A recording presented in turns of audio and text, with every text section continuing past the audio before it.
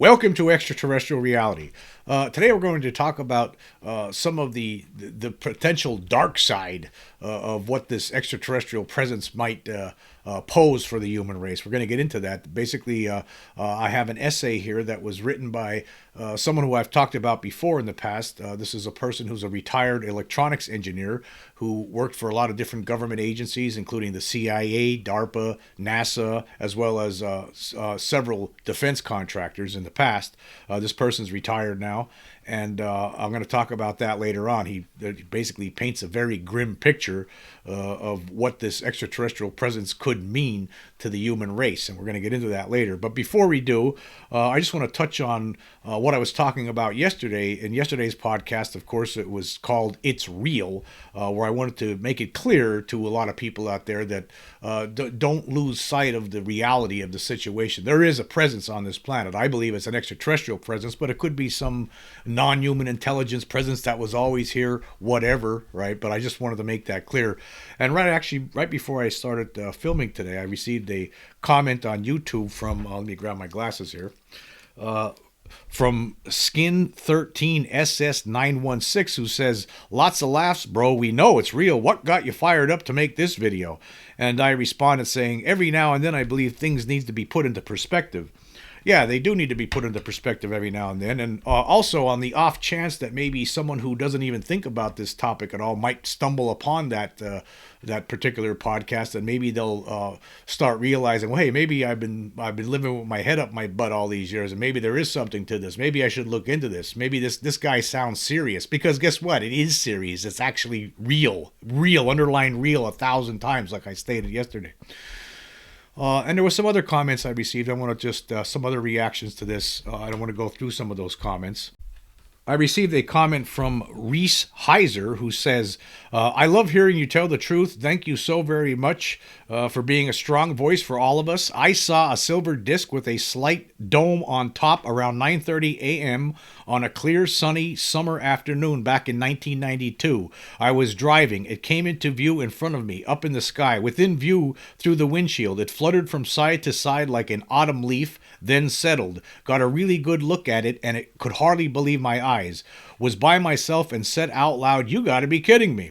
It stayed in the same spot, then a bright white light flashed. I could still see it. Then a second tremendously brilliant white light flashed and it vanished. Pulled over and got out to look. Not a cloud in the sky. No helicopters, no birds, no kites, no balloons, no nothing.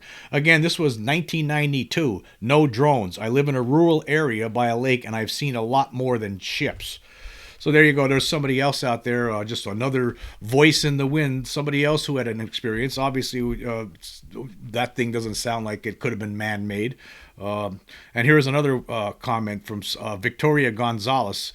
She writes, "You're completely right, of course. The phenomenon is absolutely real. I go from case to case daily. There's so many cases. People have no idea of just how many cases there are, and they're the ones that have been reported. So many cases aren't. The United States government needs to do the right thing and admit we're not alone. I believe that they are very slowly bringing this out. But I also feel that no real progress will be made until the United States general election is over. There's just too much happening at the moment, but I could be wrong." Yeah, I have to stop right there for a second and have to agree with that, because, yeah, we're in the middle of an election season here, and mainstream news is all completely laser focused on that, and they don't care about UFOs right now. The fact that there's an extraterrestrial presence here, that's not nearly as important as Joe Biden and Donald Trump. They're way more important than the fact that we're not alone in the universe, unfortunately. Anyway, continuing here, she says, "I remember many years ago when I was around 20, my mother was living in the United Kingdom. She was looking after a British elderly gentleman who thought it was for the birds. He didn't think much of me, nor I of him. I was young and had my head in the clouds, no pun intended, but he had led a very interesting life and had many connections within the upper class. One evening, he and I got into a conversation about extraterrestrials. I had brought the subject up, which really impressed him, and very excitedly he started shouting, 'She's very clever.' My mother wasn't at all impressed, as she had no interest in ETs. But for once I felt good about myself. It's only looking back on the situation that I wish I had pressed him for what he knew. It's a memory I had almost forgotten." Yeah, so sometimes you run into people who may have known things about this more than other people. I guess it was probably about 20 years ago now. I was at a Halloween party, and there was a retired CIA agent there, and the subject of UFOs came up briefly, and the guy became flustered and said, "Oh, there's something to it." Like he made it allusions to the fact that there is more to the UFO problem than what the government lets on. Unfortunately, I never got a chance to really talk to this guy that much during this party, and I wish I would have. And that's the only time I ever saw him. But he was a retired CIA agent.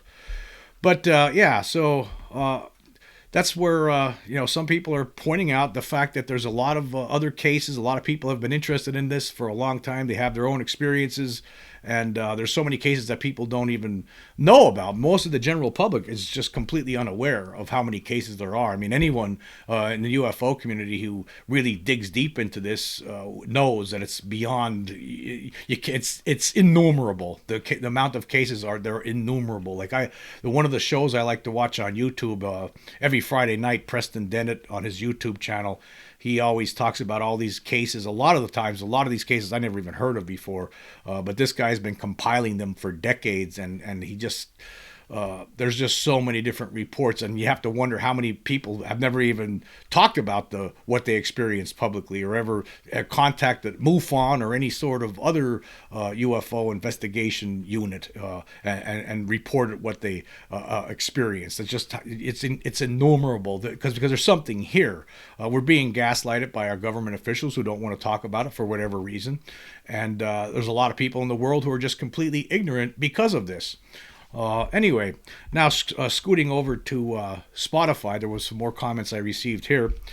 Tony Barnes writes, what you're saying is true. Absolutely, no doubt, 100% true. All the evidence over all these years, the powers that be know this. Still, they resist being honest. And sadly, many people believe them. Yes, unfortunately, many people do just take what the Pentagon tells them, or any other government agency in any other country. They just take it for gospel. They don't question it. Some people do. Some people wonder. They're on the fence. They don't know. There's no wondering. There's no wondering here as far as anybody should be concerned, which I was trying to make clear in yesterday's podcast. There's nothing to wonder about here. There's something here. There's an extraterrestrial presence here. That's no doubt about it. Fred writes, the majority of people who say they don't know if ET is real just flat out would rather not know. It simplifies their lives to believe it's all a hoax, a security blanket separating reality from truth. I believe that let me stop there. I believe that is completely, absolutely true. Yes, I think there are some people out there that probably just don't want to know. Like sometimes I broach the subject with certain people, and you start talking to them about it, and I'll bring up my experience, for instance, or one of my experiences. I had the different experiences when in the 70s and then in the 90s, two very strange experiences. As far as I'm concerned, there's no question that they were involved extraterrestrials. There's just no doubt about it. But people get uncomfortable when they start getting close to that truth. They seem like, I don't know if I want to know about this. It scares people. It's scary. And let me tell you, what I'm going to be talking about later is very scary. Moving on here. Rob Aldrich on Spotify writes, I know what I saw 100%. I don't worry about that. But over the years, I can tell 50% don't believe me. What can I do? I have to let it go. They might find out someday. Someday. Yep, someday. They might find out someday. Maybe. It's unfortunate, again, when we have people in charge that are keeping this a secret for whatever reason. It's basically suppressing reality. The reality of the situation is that something is here, and we as the human race needs to face this. One of the reasons I talk about debunkers all the time is because one of the things I would hope would happen is that some of them would just stop and pause for a second and just hear us out, hear this situation out. They don't want to go there. They don't want to look at the data. They don't want to study anything. But could you imagine if we had more people in the UFO community demanding the government to finally come clean, rather than these other people who seem to be fighting against this? They don't want the truth to come out. That's what it seems like. They'll sit there. You hear people, someone like Stephen Greenstreet writing on for the New York Post, going on Twitter, calling people who believe in this wackos. This is not the way it should be, because actually those people are the wackos as far as I'm concerned, for not accepting the evidence that's we've already compiled over all these years. It's there. There's no question about it. And again, like I always talk about, I had my own experiences. I encountered an extraterrestrial, so I know for a fact. I saw one of these craft up close. I know for a fact. So these people, I know that they're wrong. And now the next comment I'm going to read, it actually will help us seg into this next portion of the podcast here. This was from John Pendleton, and he writes, "What if the truth is so horribly bad, you find yourself wishing they never told us, so bad to the point our civilization would crumble beneath the truth? I'd be curious your response."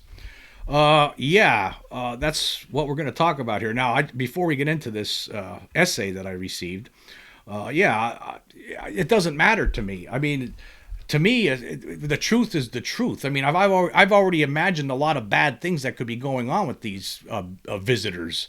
I mean, you read books by people like David M. Jacobs about alien abductions, and you see that there could be some sort of a hybridization program going on. That sounds pretty bad. I mean, we know about cattle mutilations. What's that all about? Are they doing it for food, or is it to serve their hybridization program with using the blood from these cows? What's the purpose behind this? I don't know, but it doesn't sound good. It doesn't sound appetizing. And that's, but it doesn't matter. That doesn't change anything. The truth is the truth, and I think anybody should be able to handle this. It doesn't matter what, there's going to be some people, when they do find out, they're going to be freaked out, but over time, we'll get used to it. We've been around a long time here. We can handle it. If these people in the government that have been trying to figure things out in secret all these years, they have to know something, and maybe that what they know is really horrifying. Maybe that they're just so scared to let the rest of the public know, they think that would cause some kind of a panic. That's possible. That could be part of the reason for the cover-up. I personally believe that it's mostly due to the reverse engineering aspects of it, but there could be other reasons too. The concern of how the public would react, how it's going to change, how it would alter religions of the world. It could cause people to really go ape. Some people. But you know what? We'll get over it. And the fact is we could handle this. I think that we need to get over this hump. We need to accept this reality. There's something here. There's no question about it. End of story. But again, unfortunately, we're still playing dumb games. The government continues to play dumb games, and we're still not where we need to be with this. But anyway, I want to talk about now this person I'm about to talk about here again. In previous episodes in the past, I've talked about this person. This guy is a smart person. I've talked to him on the phone multiple times. I did corroborate his background myself. I know that this isn't somebody just pulling my leg, so I just want to make that clear right now. This guy, he received a bachelor's in physics back in the mid-'70s and a master's in electronic engineering in the late '70s. He moved to Arizona for mild winters and low cost of living. He became involved with defense electronics around 1980 and worked at major corporations for the next 15 years. By 1995, improvements in personal computers made it possible to work remotely. So he moved. He actually opened a private Department of Defense certified engineering company. And during the next 22 years, he designed more than 100 new devices for various military and civilian applications. Now, this guy, I've talked to him before. He's never been read in on any kind of programs, any sort of secret programs. And if he wasn't. He didn't tell me, right? So there's always that possibility that he might know more than he's let on, right? But he has not ever told me that.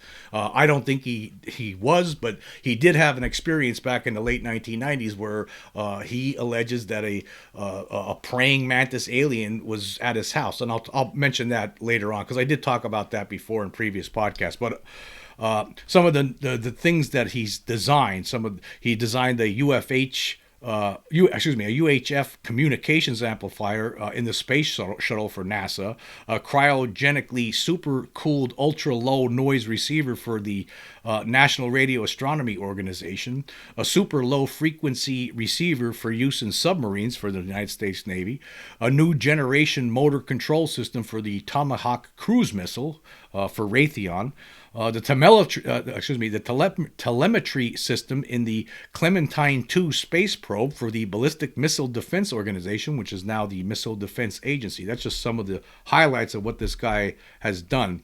numerous satellites, GPS transmitters, and telemetry receivers for the Navy and NRO, the National Reconnaissance Office, and autonomous motor control circuitry based on RISC microprocessors for use in robotics. So this guy has a pretty decent background. He's a smart person, and but he has concerns. He thinks that the alien presence is that they're here and they're trying to take over this planet. That's what he says. That's what his belief is, and he's put together a new essay which I'm going to share here on today's podcast. He writes, "Our world is currently experiencing an invasion by a species of predatory insectoid exomorphs who continue to relentlessly pursue a program of planetary acquisition and the entrapment and control of our population as if it were a herd of cattle. Furthermore, making any sort of deals with these creatures is not an option. It seems that in the very rare cases where any sort of communication has occurred, the creatures employed lies and deception in any way necessary to advance their own agenda. Apparently, the only way to stop them is to use force. We know that the military arrived at this conclusion a long time ago, as numerous declassified documents now reveal. In this chapter, I'll attempt to explore our strategic position based on known alien capabilities and possible countermeasures we could develop. In the process, I'll also speculate on such things as the alien culture and mentality and how they might react if we were to challenge them for control of the planet." And then his next section here is about alien capabilities. He writes, "In 2017, an Army intelligence officer, Luis Elizondo, presented himself as the former director of a classified military program investigating UFOs. He claimed to have become frustrated with the lack of response from within the DIA to such an obviously serious threat. This may have occurred because certain powerful people were already aware of the threat and wanted to keep it quiet. In any case, the fact that Elizondo was the director of the Advanced Aerospace Threat Identification Program has been verified by former Senate Majority Leader Harry Reid himself. During his time at ATIP, Elizondo gave a classified briefing to DIA officials in which he listed in which he listed known alien capabilities, the infamous Slide 9. This document was later accidentally released by Chris Mellon, former Assistant Secretary for Defense and Intelligence at the DIA. Although no resources were cited, the capabilities described do correspond with reports made by many very reliable witnesses. Therefore, I'd like to begin by discussing those capabilities as listed on Slide 9 of the 2009 ATIP report. Images of this document can be found on the internet. However, for convenience, I will reproduce it below. The DoD threat scenario. The science exists for an enemy of the United States to manipulate both physical and cognitive environments in order to penetrate U.S. facilities, influence decision makers, and compromise national security. And then he has a listing here of what kind of different threats what kind of abilities they have. Number 1, psychotronic weapons. 2, cognitive human interface. 3, penetration of solid surfaces. 4, instantaneous sensor disassembly. 5, alteration/manipulation of biological organisms. 6, anomalies in the space-time construct. And 7, unique cognitive human interface experiences. At the simplest level, psychotronic weapons interfere with the neurological function of the brain in order to paralyze victims or render them unconscious. Still, more complex effects, such as the erasing of certain memories, have also been observed. This technology is relatively easy to understand. In fact, we actually have some similar devices under development right now. It merely requires that a certain type of energy is directed at the head of the victim. Of course, the devices the aliens possess are far more sophisticated than anything we currently have, but they may still operate in a similar way. Starting in 1997, Michael Mencken began to work on the problem of alien abductions and the neurological control which the aliens employ to subdue their victims. He began to experiment with the idea of specially lined helmets and eventually found that one material, Velostat, which was developed to protect sensitive electronics from static electricity, was effective. On his StopAbductions.com website, he describes how numerous victims of repeat abductions were finally able to prevent them using his psychotronic blocking helmet. I think that this idea makes sense and should be investigated further.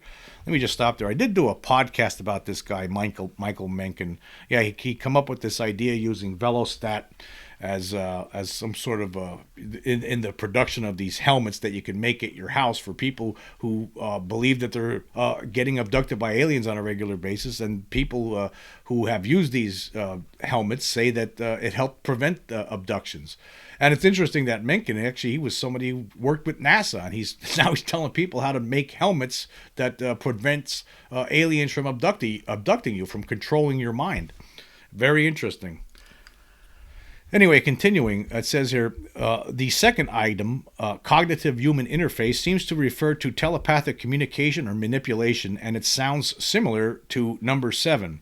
Perhaps if a psychotronic blocking helmet or device was in use, these other undesired neurological effects would be blocked as well. These 3 items, 1, 2, and 7, are therefore the easiest for us to understand and hopefully to deal with. I believe that item number 3, the penetration of solid surfaces, is an alternate application of the same technology referred to in item number 6, which is anomalies in the space-time construct. Therefore, let's discuss item number 6 first. If I interpret the military jargon correctly, anomalies in the space-time construct pertains to the propulsion system used by the alien spacecraft. As we have seen, these vehicles seem able to defy the laws of physics as we currently understand them. Observed performance characteristics such as near instantaneous acceleration, making right-angle turns at high speed, exceeding the speed of sound without causing a sonic boom, and traveling very rapidly underwater without causing cavitation. This can only be explained by a technology capable of bending the shape of space itself. The idea of a space-bending form of propulsion was initially proposed in 1994 by Miguel Alcubierre, a physicist from the University of Mexico. I'm sure I probably really destroyed that name. Alcubierre. Miguel Alcubierre. Anyway, the only problem with his theory was the tremendous amount of energy it required. As Einstein tells us in general relativity, the shape of space is warped by the presence of mass. However, there may be other ways it could be done. Bob Lazar, who claimed to be working on reverse engineering a UFO at Area 51, described what he called gravity generators as being responsible for this effect. Let me just stop right there for a second. Now, we're talking about Bob Lazar. Now, personally, I think Bob Lazar is telling the truth, but I think you have the UFO community is completely divided on whether Lazar is truthful or not. A lot of people believe him, a lot of people don't. But whatever. Anyway, continuing. Such technology is centuries ahead of ours, but no matter how incredible it may seem, the fact that it exists is evident. No sonic booms or cavitation occurs because the craft is actually riding within a bubble of some unknown force that can deflect the structure of ordinary space as the vehicle moves forward. The same space-bending technology, if properly directed and controlled, could enable solid matter to pass through other solid matter without interaction. As bizarre as it may sound, many abductees report grays entering their home through walls or the ceiling. I presume the alien ship would have to be in close proximity to the house in order to protect the force required for this to occur. Let me just stop right there for a second. You know, when I had my experience when I was a kid, which I'm going to talk about in an upcoming podcast again, I've been receiving some requests from different people, some different followers, some of my new subscribers to talk about my experiences. Although I have talked about them a number of times before in the past, I'm going to go through everything in one big podcast coming up before the end of this week. But anyway, in the encounter that I had in 1977, at this point now, I think that maybe the craft might have been right above the house because there was this loud, extremely loud electronic humming sound, like if somebody had a transformer, electrical transformer right up above the house or something. It was overwhelming, this sound. It was unbelievable. While this being was standing there right beside the bed with, it only had 3 digits on its hand. And there was this loud sound. That thing, I think, was hovering right above the house. And for all I know, they came through the ceiling or came through a wall. I don't know how they got in there, but it got in there. There was something in my bedroom when I was a kid. And again, like I said, I'll talk about that again in an upcoming podcast. I'm going to go through the entire spiel. Anyway, getting back to the essay here. It says, we have no idea as to the depth this technology can penetrate. However, we have reports of weapon storage bunkers with thick concrete walls being entered so that nuclear weapons could be taken apart and examined. These reports are rare, but are very disturbing if true.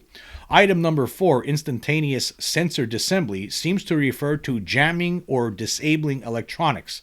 Since we depend heavily on various electronic systems, that's obviously a serious threat. However, it may not involve too much in the way of new physics and could probably be blocked with certain types of shielding, such as velostat, etc. Finally, item number 5, the alteration/manipulation of biological organisms refers to the sort of genetic engineering we've discussed in previous chapters. Abductees report reproductive material being taken from them, perhaps simply to be used to improve the Grey's ability to function in Earth's environment, or perhaps to create an elite force capable of infiltrating human society. Professor David Jacobs has done extensive research on this subject, and I highly recommend his books, The Threat and Walking Among Us. This may be one of the most frightening aspects of the alien presence, since it clearly demonstrates their insidious long-term intentions. Let me just stop there for a second. Yeah. Now, if this hybridization program stuff is really true, which it could be, I mean, David Jacobs is one of the only people who's really investigated this in depth, and that's his conclusion. He's the only one who looked into it. We have nobody else. We have a bunch of debunkers sitting in their chairs just saying, "Oh, that's ridiculous. I don't believe it." But you didn't do any research into it, right? They sit back and they'll say something like, "Oh, all these people who were hypnotized, they were tricked into saying these things, or they're creating false memories, or this or that." But no. When you do the research, you realize that a lot of these people are saying very similar things to what other people who they never met are telling some of these people like Jacob, some of these individuals that are doing the hypnosis on them. Like they hear the same sort of stories from other people who never met each other. So that's no. The debunkers are wrong about this. I think that there is something to this. That's what it sounds like to me, based on the research by David Jacobs. I don't want to believe it, but I think it could be true. But I also want to say this. I think that there's more than just that. I think that based on all of the reports that people have compiled over the years, I think it's more than just that. I think there's other beings here that just come here and check us out and then leave. I think it seems like there are others, meanwhile, these gray aliens who are seen to be controlled by these praying mantis aliens who are up to something here. But with these abductions, that there's something to that. I don't know if we could say with certainty what that is, but based on Jacob's research to this point, it doesn't sound good, whatever it is. Anyway, continuing here. There are some capabilities which weren't mentioned in slide 9, such as the nanotech implants sometimes found in the bodies of abductees, or the small spherical drones first referred to as Foo Fighters during World War II. I just want to stop there for a second and just talk about the Foo Fighters. Now you hear some scientists out there claiming that they could be just plasmas. We don't know. Anyway, continuing. The implants are obvious tracking devices, while the purpose of these Snoopy drones is also not hard to guess. The common thread linking every one of these capabilities is the blatant intention to monitor and manipulate human beings and control our society. Fortunately, these techniques are not as effective or magical as they may seem. For example, the military now has scanners that can detect implants, and they are removed if found. Now let me just stop there for a second. Now I've heard this again. I was just talking about this in yesterday's podcast. I brought it up again. I did have contact with an Air Force, a mechanic, and they did when they first bring you in, they do x-rays on you, and apparently he had an implant in him, and they sent him to some naval hospital on the West Coast where a doctor told him that there's an alien implant in you, but the doctor didn't want to take it out. The doctor said, "I'm just going to say I took it out, but didn't take it out." Now I talked to this guy. I know that he was in the Air Force, but that's the story he told. Whether it's true or not, I can't verify. I don't know for sure, but these are the kind of stories that are out there, that the Air Force actually has a program to find it, to to determine whether pilots have alien implants in them. And you could, if it does actually make sense, really, because it is real. I mean, there is an extraterrestrial presence here, so you would think that the Air Force would have a program to make sure that an Air Force pilot doesn't have an alien implant in them. If they're able to determine that, if they do have the technology, if we have the technology to determine if there is an alien implant in somebody, we should use it and make sure that there's not an alien implant in somebody, because I guess it wouldn't behoove us to have one of our military pilots flying around, a Navy pilot or Air Force pilot flying around in a fighter jet, and they have an alien implant in them, because who knows, maybe the aliens that put that implant in there could make them do something else while they're in that plane. So I guess it would be a good idea to take those implants out. Anyway, continuing here. It says here, furthermore, capabilities such as telepathy are not natural and require some type of technological artifice to function. This might be accomplished by implanting a transmitter in the brain of the Greys, which controls the device that actually projects the required energy. If it were possible to identify and jam that signal, it could render the creatures powerless and vulnerable. The small scout crafts the Greys use cannot lift unlimited weight and appear to become unstable when raising a 1,200-pound cow. I imagine that's the reason the body is dropped as soon as the blood and desired body parts are removed, whereas in the case of human mutilations, the weight of the body is more manageable, so it can be taken elsewhere for disposal and thus prevent its discovery by human authorities. If we were to enter the hive, we would probably find a large quantity of human remains, and after DNA testing, we would probably identify many of them as persons who had previously been reported missing. Although the Greys can perform routine tasks, they seem to have difficulty dealing with unexpected situations and are certainly not very skillful pilots. Operator error is likely responsible for many UFO crashes, along with other avoidable blunders such as running out of fuel. The fact that they may not return from a mission seems to be of little concern, and no attempt is made to rescue them when they crash. Apparently they are expendable and exist only to serve the mantis-like creatures who usually remain within the hive. I think it's safe to assume that the scout crafts commonly used by the Greys are not capable of making an interstellar journey. Those that we have examined contain no food or other provisions, no beds or living areas, etc. I believe the interstellar voyage was made in one of the larger craft that we occasionally see, and the scout craft were either transported within it or perhaps even manufactured here on Earth as needed, much like the Greys themselves.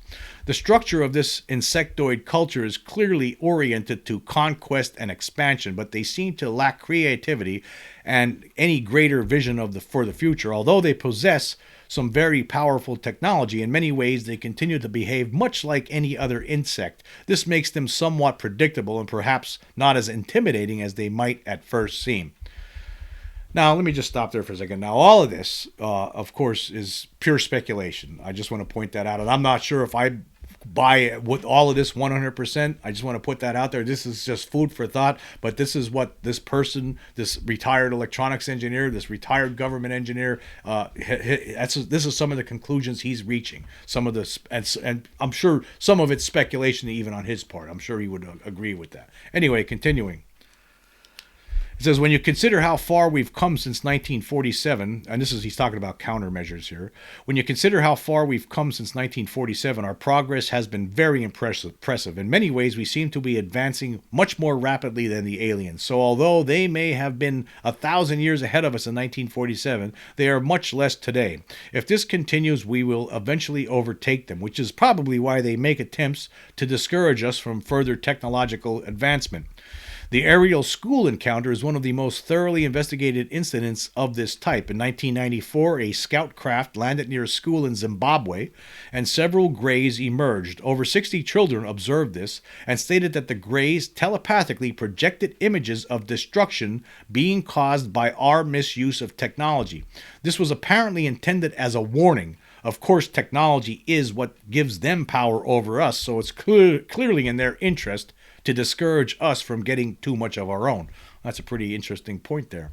Anyway, Before I continue, I want to address two common misconceptions sometimes encountered within the UFO community. One concerns reverse engineering, and the other is regarding the legality of classified military programs. In September of 1947, General Nathan Twining shared an evaluation of the Roswell disk with other MJ-12 members. In it, he states that he found no controls, wiring, or instruments of any type, and the entire structure was formed as a single piece without bolts or rivets from some homogeneous substance that resembled metal but was unlike anything previously known. What he's talking about there is the white hot Majestic 12 document, which I recently discussed in a previous podcast.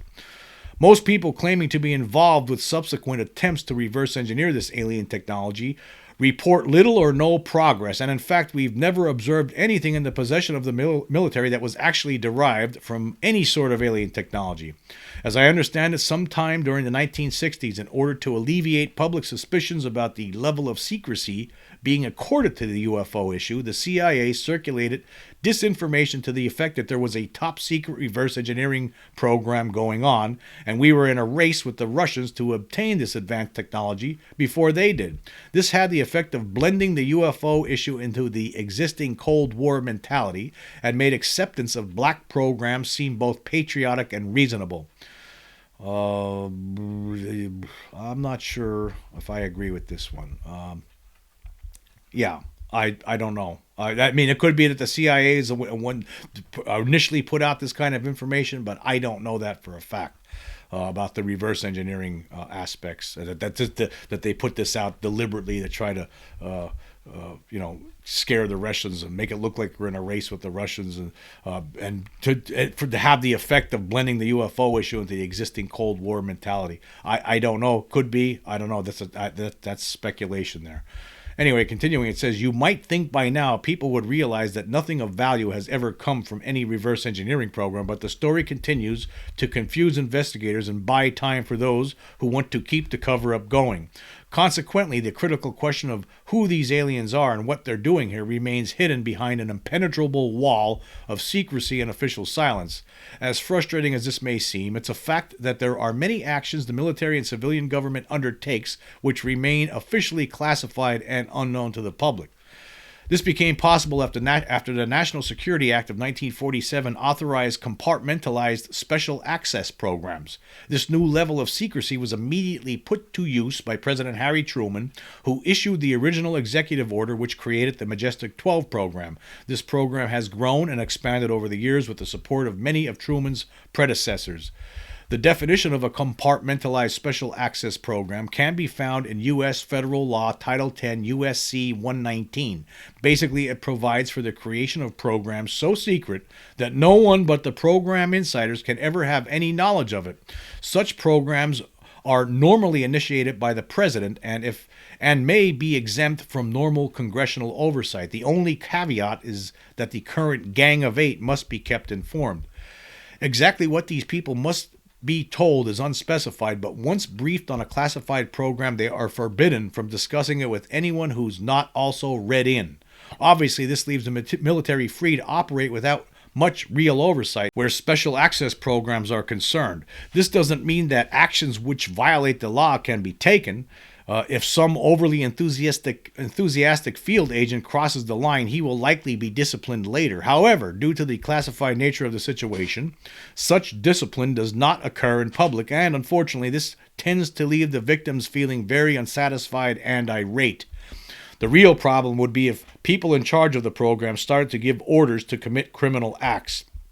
I doubt that many of our service people would follow such orders, and I'm sure that if such a thing were ongoing, it surely would have come to light by now. Although military acts aggressively to conceal sensitive information, I'm sure most of what they do remains technically within the law. Now let's move on to the sort of active countermeasures the military is currently developing for a future alien conflict. Most of this research occurs at extremely secure facilities run by the Air Force, Navy, or DARPA, or at national labs such as Sandia, Los Alamos, Lawrence Livermore, etc. These classified installations have expert scientists, the finest equipment, and virtually unlimited budgets. We've made some promising advances in the areas of detection and tracking. Active scanning radar is far more sensitive and much harder to confuse or jam. UFOs can now be easily spotted by most of our combat aircraft and ground installations, and this data can be used to target them when the time comes.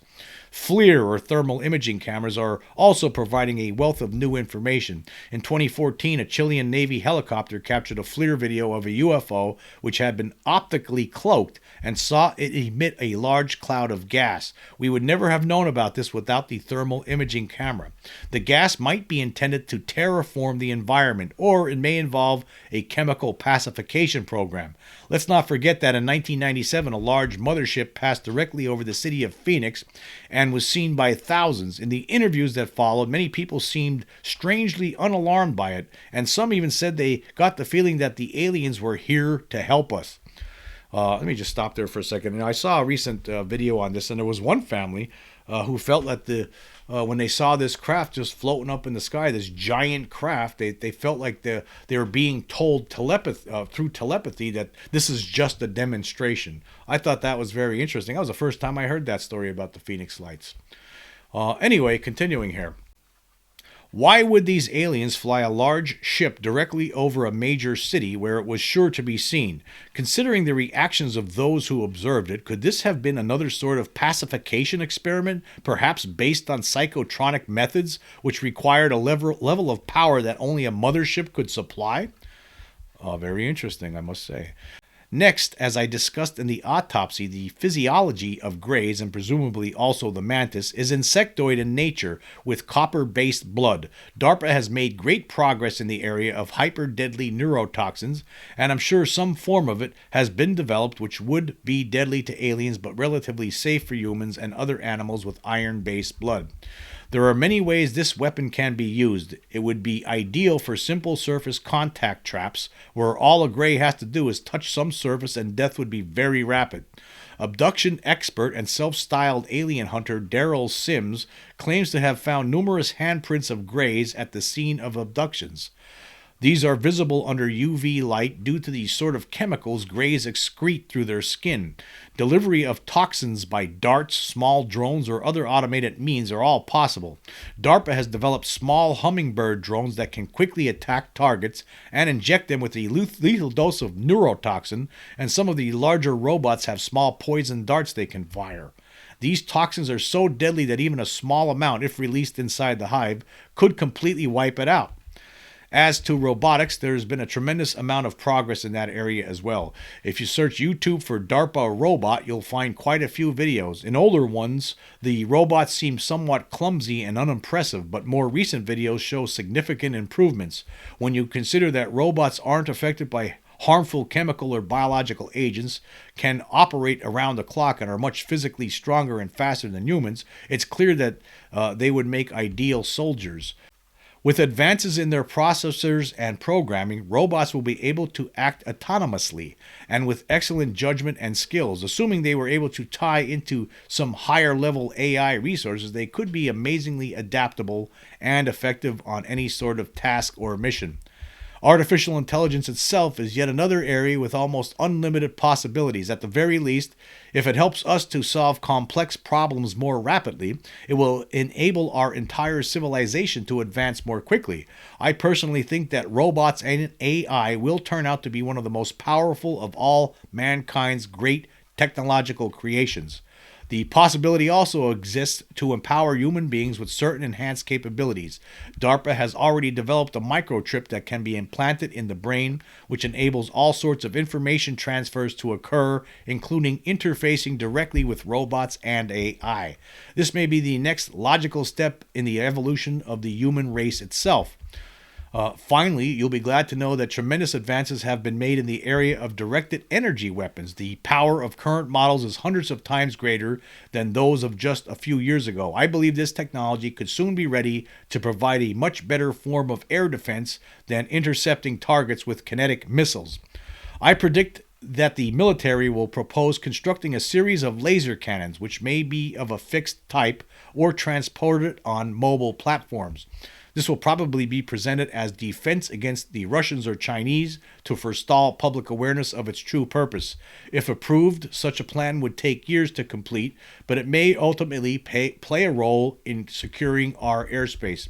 Of course, simply shooting down a few of these small scout crafts the Greys use would do little to solve the underlying problem of where they come from and who's sending them. The mantis-like creatures in the hive are clearly responsible for that, and no victory will be complete unless they are included. Based on the premise that their society is insectoid in its structure and mentality, it's reasonable to assume that there would be little reaction to the loss of a few Greys. However, when it threatens to interfere with their ongoing programs, it will probably cause them to react. They may just shift their operation to some other part of the planet which is less well defended, or they might choose to respond with a show of force. Since we have no way of knowing exactly what capabilities the aliens possess, engaging them in direct conflict will be risky. Obviously, that's a job for the military. However, we can't expect them to act until they have the necessary equipment in place. It seems to me that these particular aliens are like a plague of interstellar locusts. They're predators, moving from planet to planet, raiding and decimating them as they go. They bring nothing but pain and suffering upon innocent beings, and as such, they are a curse on all peaceful civilizations.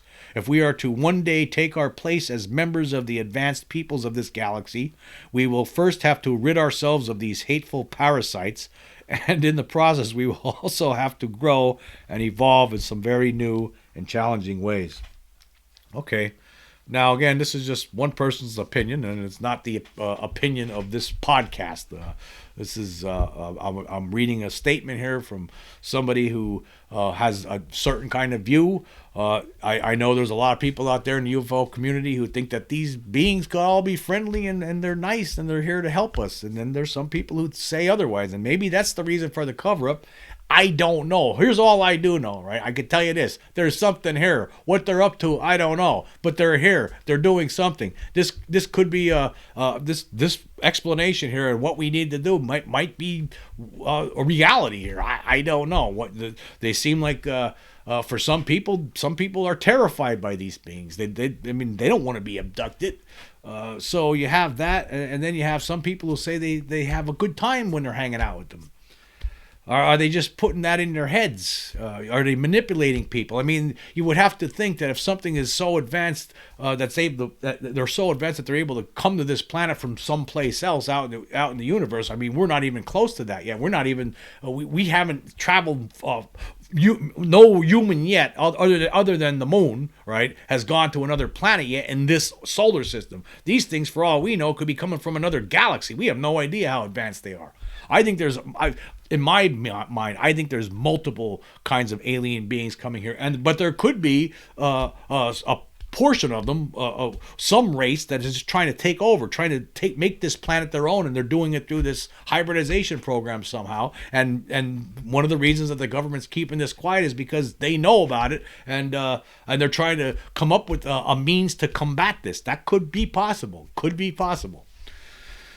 So I guess it's all something to think about. But, this person I'm talking about here, he had his own experience back in 1997. I want to go through that. Let me just switch it over here. Here's his experience. It says, in 1997, I had an encounter with an alien creature which caused me to become aware of the reality of the alien presence. At that time, I was living in a remote area about 20 miles southwest of Tucson, Arizona. Late one night, I was awakened by scraping noises on my bedroom window, and I had this bizarre but powerful feeling that whatever was trying to get in was driven by some sort of intense primordial hunger. As disturbing as the feeling was, I dismissed it for the moment. I grabbed a shotgun, ran to the window, and switched on the outdoor floodlights. At that moment, I saw something I'll never forget. It was apparently a tall gray. It stood about 7 feet tall, with a relatively short, thin torso, a large head, and extremely long legs and arms, with 3 long fingers on each hand. It was heading away from the house, so I only saw it from the back, but the way it moved was amazing. The legs took long strides, loping along, while the arms just hung limply at its sides without swinging. Consequently, the upper body and head remained perfectly upright, seeming to just glide smoothly along. When it reached the fence, which was about 4 feet in height, it passed right over it without breaking stride, much like a hurdle jumper in the Olympics. It occurred to me that no human being could have made a jump that high, and I wondered in amazement if this thing could possibly be extraterrestrial. But what happened next removed all doubt. It ran into a clearing about 200 yards away, at which point a craft of some sort rose up and traveled slowly and silently to the south. I couldn't make out the exact shape, but the bottom radiated a yellow-orange light. Just a few seconds later, 2 Air Force A-10s appeared from the west, extremely low, and vectored sharply north, directly over my position. I've never seen A-10s flying that low, especially in the middle of the night. Later, I came to suspect that the creature had a way of knowing the A-10s were approaching, and that caused it to leave the area immediately. Those A-10s may have actually saved my life. The following day, I encountered a witness to the UFO. A young man I had met previously was camping in a small trailer about a mile south of my house. I bumped into him at the local cafe, and I said, "Thomas, something really weird happened last night." And he replied, "You're not kidding. A UFO came up the canyon." I asked him what time that was, and he said 1:15. It left my house at 1:12, so that was exactly the correct time, and a very disturbing confirmation of the event. A few days later, I stopped at the local cafe once again and inquired about the young man. I was told he had stopped for coffee and with his trailer hitched up, and he seemed very agitated. He said he was getting out of here as fast as he could, and I certainly don't blame him. In addition, I also found scratches in the glass of my bedroom window and some large footprints which appeared to have 3 toes. This had a profound effect on me, including repeated nightmares, boarding up my windows, and eventually abandoning the house. It has now been over 25 years. I still have trouble sleeping and refuse to go outdoors after dark. So there you go. That's probably why this person here, my anonymous source, has a dim view of these extraterrestrials. He felt like this thing was there to eat him. And he's been studying this for a long time now. And in his retirement, he's a lot to think about. He's been thinking about it a lot. And he thinks that they're up to no good. And that could possibly be the case. We just... it could be a combination. Like I said before, it could be some are here for purposes that are noble, or they're just curious, or they're just explorers, and then some could be here to try to colonize the planet and use us in the process for whatever means they want us to use us for. I don't know. Anyway, one more thing I want to go over. I want to go over the Spotify poll that I did for yesterday's episode. And I asked this question. This is for the episode It's Real. I asked the question, is the assertion that there's an extraterrestrial and or non-human intelligence presence on Earth true or false? So far, there's 47 votes. 2 people, or 4.3%, say it's false, while 45 people, or 95.7%, say it's true. I like to know who those people who put in false are. I mean, maybe it's somebody, but maybe it's Neil deGrasse Tyson out there. He's one of them, sweating, all scared. False.